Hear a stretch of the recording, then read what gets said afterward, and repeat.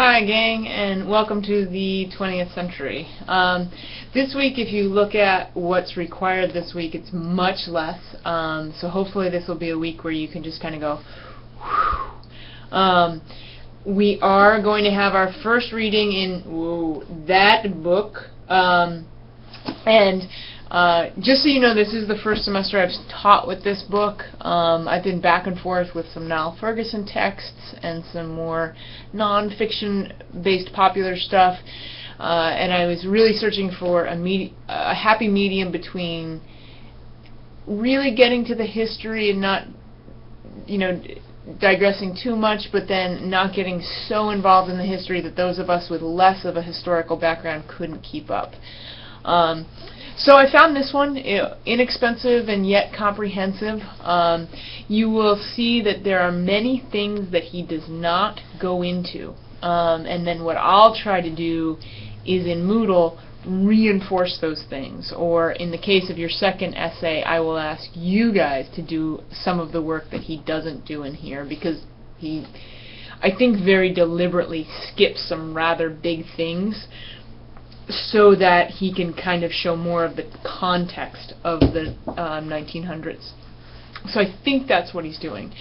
So this week, as you're looking at this week, you have two things that are kind of new because we haven't done them before.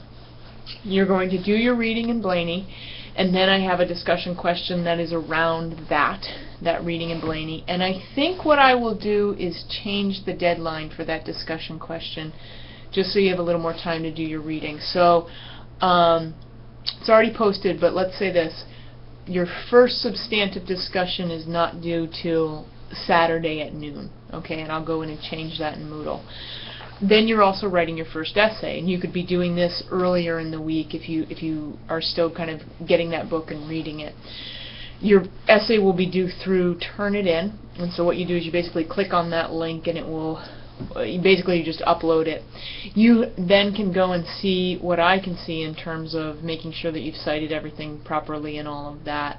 For this first essay, I will try and give you grammar, syntax, citation feedback, as well as content feedback, so that we kind of try not to have so many mistakes moving forward. But you see, I'm asking you to go to one particular site, the Fordham University source book, and find a document and do a little bit more analysis on that. And we did an exercise similar to this in one of our forums before, so this should not be something new. It should just be something you-driven. You actually want to go and look something up, or you find a cool document in there and you'd like to read it.